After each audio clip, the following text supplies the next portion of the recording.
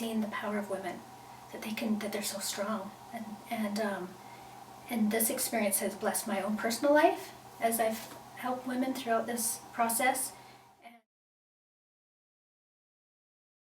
All right. Hello. Hi. Thank you for coming and visiting. It's so fun to have you here. Will you please introduce yourself, some hobbies, interests, work? Okay. My name is Twyla Cluster. I was born and raised in Canada. I have 5 children and 2 grandchildren. Some of my hobbies are, I love taking pictures. I'm always taking pictures of someone. I love to shop, especially like getting deals. That's fun for me. I love spending time with my friends, even if it's Marco Polo. I'm just grateful to have really good friends and spend time with family. Being a Grammy is a new thing, and I definitely would call that my hobby and interest. And yeah, I think that's it. Cool. So, Twyla, you've worked supporting women as a doula for many years. Do you want to share how many? Yeah, I took my original doula training in 1997, just after I had my 3rd baby. So I've been not always actively doing it, but I've been a doula for about 23 years. Awesome. And will you share with us, or kind of explain what a doula does and what you see your role as when you help? Okay, so I'm going to tell you like the actual definition of a doula. A lot of people don't know, more and more now recognize that, but when I first started out they would be like, a what? Yeah. So this is the actual definition. The word doula comes from an ancient Greek meaning, a woman who serves. Today, doula refers to a professional trained provider providing emotional, physical, and informational support to women throughout their pregnancy, birth, and early postpartum period. So doulas, they don't do anything medical, so mainly the physical and emotional support. And I'll go a little more into detail with that, but I also want to just say what the benefits are of a doula, and these aren't actual statistics, you can look that up, but basically the benefits of a doula, there's less need for Pitocin, less likely to have a cesarean, less likely to use pain medications, and more likely to rate their birth experience as positive. And so there's way more to it, but those alone, like, those are good benefits, those are good things. So also the way I kind of explain a doula, because a lot of women are like, well, why would I need that? My husband's amazing, and husbands and partners are amazing, and we would never want to have a baby without them. But men haven't had a baby, it's a whole different thing, and they're definitely a part of the support. So, you know, it's not like the mom and a doula, it's the mom doula and daddy, and of course other medical staff, but it's a team together, and it is actually a really good balance. I know when I had my first baby and others would ask, well, who else is coming? And I was like, well, nobody. I wouldn't, you know, this is between my husband and I, but I've learned so much since then, and it's just a really good balance, because a doula can either be a huge part, they can be right there with every contraction and helping the husband know exactly where to push on mom's back and stuff, or another couple might be like, we just kind of need you in the room. We want to know that we have that extra support person to turn to, you know, as our advocate, and that's fine too. You know, a doula can just be in the corner doing their thing. So it's totally up to the couple what kind of role they want in that. Yeah. So what inspired you to become a doula? Okay, so my own personal birth journey started in 1992 when I was pregnant with my first baby, and I just was like, well, this is awesome. It's all natural. My body knows what to do. I'll know what to do when the time comes. I had family members in Canada that went natural, and I was like, yeah, I'm going to do it natural. But didn't like read a thing, just trusted my OB, just whatever he said. I was like, okay, good. And when I was about, I don't know, 38, 39 weeks, he says, okay, let's have your baby Tuesday. And I said, okay, yeah, I'm so excited, let's do it. Again, no education behind what I didn't know what I was doing. I was just the good patient, and showed up, and the nurses said, okay, do you have a birth plan? How do you want, you know, what are your plans for this labor and birth? And I said, oh, I'm going to go natural. I totally remember the energy I felt there. These 2 nurses, they look at each other, and here I am being induced. Yeah. And I'm telling them, yeah, I'm going to go natural. So they hooked me up to all the stuff, and I laid there flat on my back the whole day, full of Pitocin. They break my water. I'm scared to even ask to get up to go to the bathroom, thinking I'm just gonna lay here. And I was blessed. Things did run along smoothly, and I dilated throughout the day. And I don't know, I probably got to 5 and said, okay, yeah, this hurts. I want an epidural. Like, what happened? I'm laying there thinking, how did all my family go natural? And my mom, like, it blew my mind. So I had the epidural and couldn't feel a thing, couldn't feel the push. They had me push and push. I felt no pressure. And they came in and did an episiotomy and a vacuum extractor and laid this baby on me. And I was like, like I didn't even know if I was allowed to touch the baby. Had sterile drapes all over me, and I'm like, I have my baby. And that was my whole birth experience. And he, we did both healed up and did fine. But for the next couple of years, I kept thinking, what happened? Like, I almost didn't feel like I was part of the experience at all. And then I started to read and learn more and more and more. And I started realizing, oh, we have choices. I honestly didn't know. I was just a good patient. I just did whatever the doctors and nurses said. And so that's when I started realizing, okay. And it wasn't. So then I switched providers, and I had a really good natural birth experience with my second one. And I felt like so much of that experience was because this certified nurse midwife, she showed up at the hospital the same time I did. Like, I called her, I'm like, okay, I think this is it.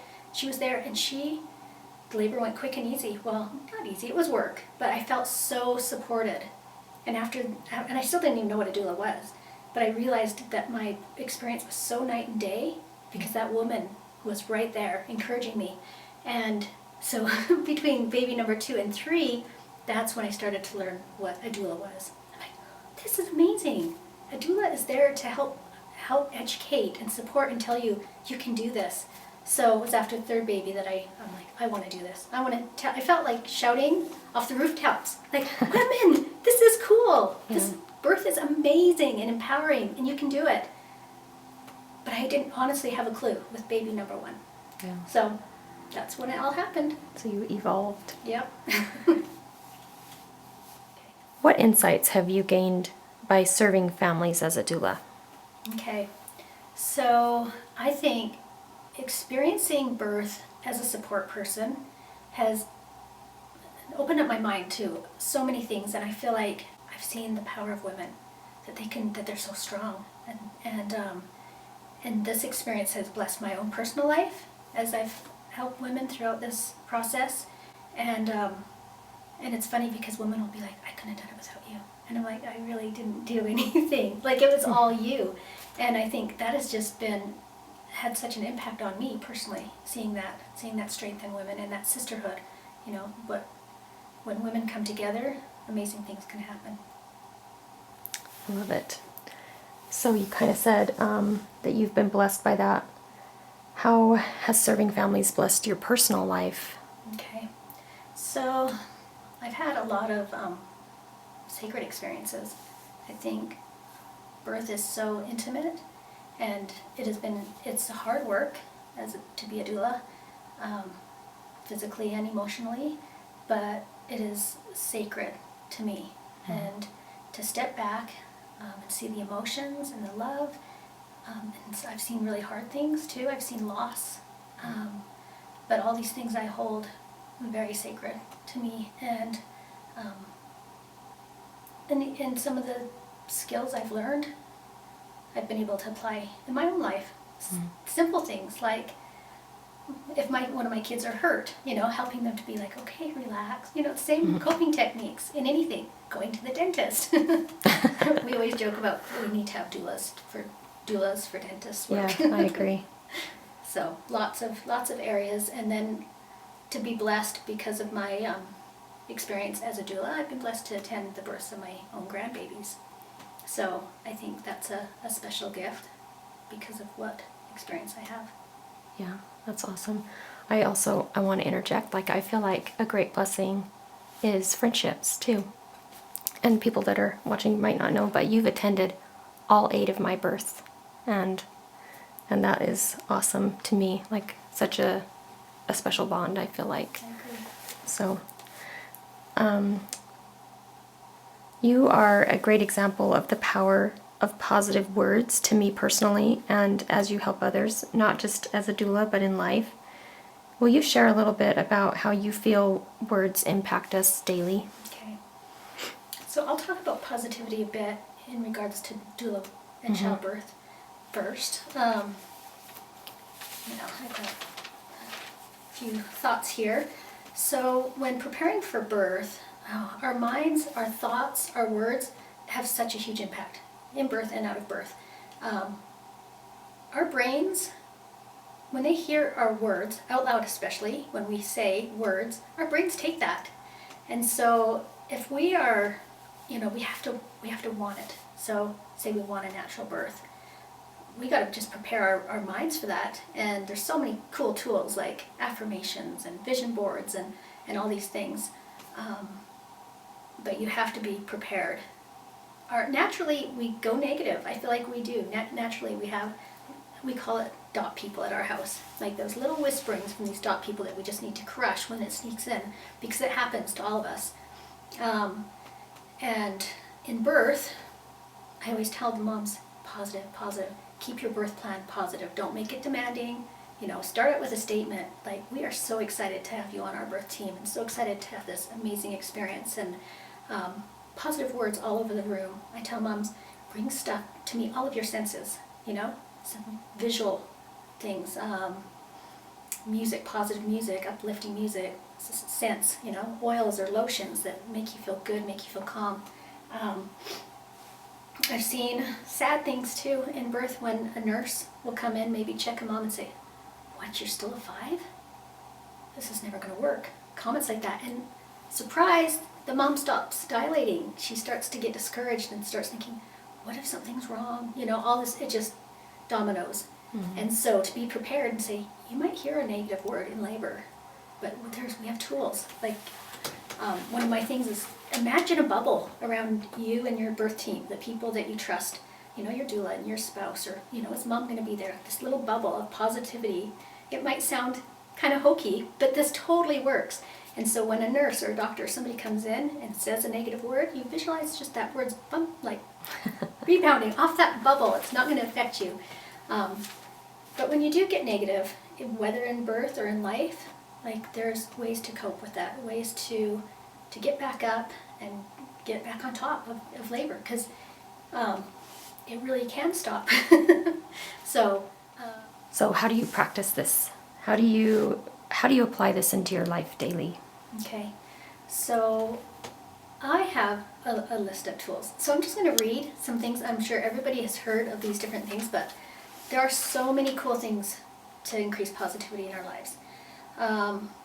So, like I said before, you have to want it. If you expect to fail, you will. It's just how it works. Our words you can change up your words. Like you and I were talking the other day, I was like, oh, I'm going to have a cheat day. And I'm like, no, let's call it a treat day. Cheat sounds like you've done something like illegal, like something really, like it's shaming. It's a shaming word. But treat, that's all good.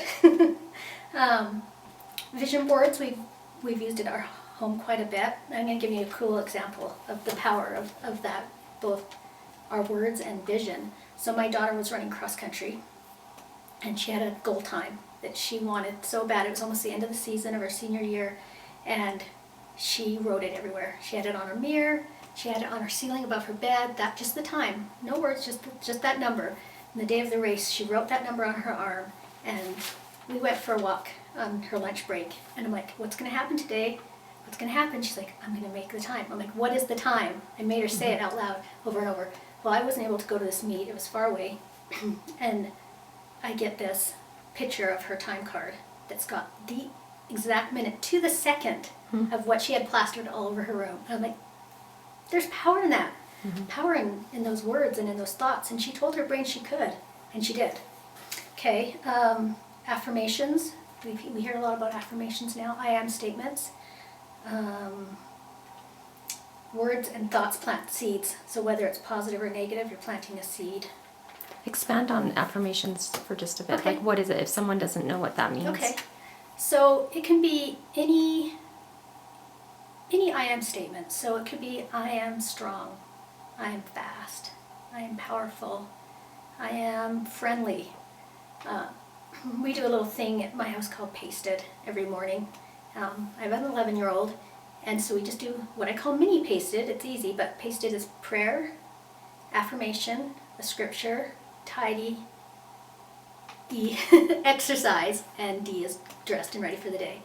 But when we would drive to school, I would just tell the kids in my car, like, say an I am statement on the way. What do you want for today? And they would say, you know, I am Superman. Just wow. whatever, just funny things. And, you know, I'm lightning fast or whatever. And it's cute, but it's positive and it's powerful, and you're telling your brain something good. So affirmations are awesome. Another thing I have on my wall is expect miracles. And I use that all the time because I used to kind of feel like, that seems kind of demanding. Like, expect miracles? Maybe we should want or hope for miracles. But we need to expect miracles. We need to believe it and know it, that these things can come, and they will, and they do. Gratitude. We hear a lot about gratitude as well, gratitude journals. And sometimes when you're in a funk and things are hard, just even coming up with 3 very simple gratitude, like, oh, I can see the sun peeking out from behind the clouds. I can hear a bird. You know, my ears work. You know, I can walk down to the mailbox. My legs work. Small gratitudes can change a day. I also wanted to mention that sadness happens. Like, it's part of life. We have hard things. We grieve, and I'm not dismissing that. There's, you know, serious mental illness and depression, and I'm not dismissing that. But when sad things happen, allow sad. You know, cry. It's okay, but just don't stay there. I think that's the secret, because the adversary wants us to stay there, wants us to be miserable and not get out of bed. And I've had those days myself, and so, you know, they happen. I don't want this to come across as life is just rosy and just, you know, be positive, say the words. It's a fight, and we have to fight. We have to pull ourselves out and just start doing these little things, these tools. Okay, another tool is mindfulness and meditation. Really, our mindsets has such a big part of it, and to be able to take a break, take a pause, and be able to breathe and use all those mindfulness tools, all your senses, and just feeling good. Also music, positive music, relaxing music, depending on what you need at the time, is an amazing tool. And I love the word good vibes. You know, you see it on kids' t-shirts, but it's a thing. Good vibes. What are you attracting? What are you giving off to other people when you're around them? Is it positive? Is it a good vibe? I mean, that's what we want. And my kind of to wrap this part up is fake it. If you're feeling crummy, if you're feeling sad and lousy, sometimes if you just fake it, just force a smile, or, well, I like to say faith it till you make it. Just the actions of it, just the trust and knowing that to choose joy in your life is ultimately what our Heavenly Father wants for us, is to be happy. How have you applied and integrated positivity into your work as a doula? Okay. So as a doula, I mean, as my role as a doula, I want moms and partners, daddies, to have wonderful, positive birth experiences. I want them to come out of it empowered, and so to be able to use these tools, teach these tools for them to have a positive, happy birth, not to go in with fear. And you know, you hear a lot of horror stories about birth, and that's easy to take on when you're a mom, because there are no guarantees. We can do our very best to educate and prepare and choose wonderful providers and all that, but when it comes down to it, birth is unpredictable. But to have a plan to use those positive words and those affirmations and all those things.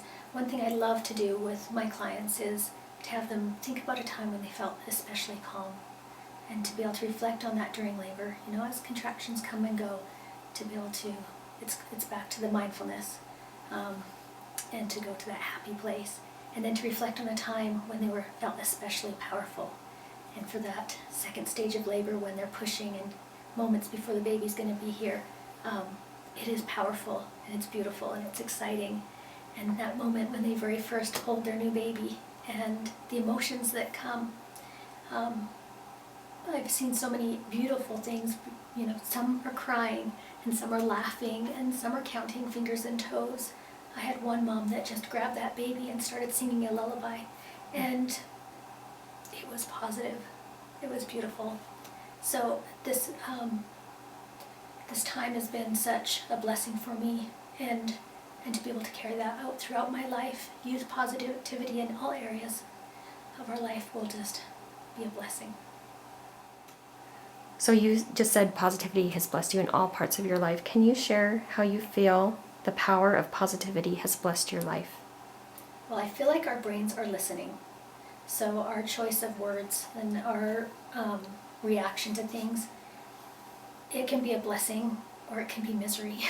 It's a choice. It's something we have to work on every single day.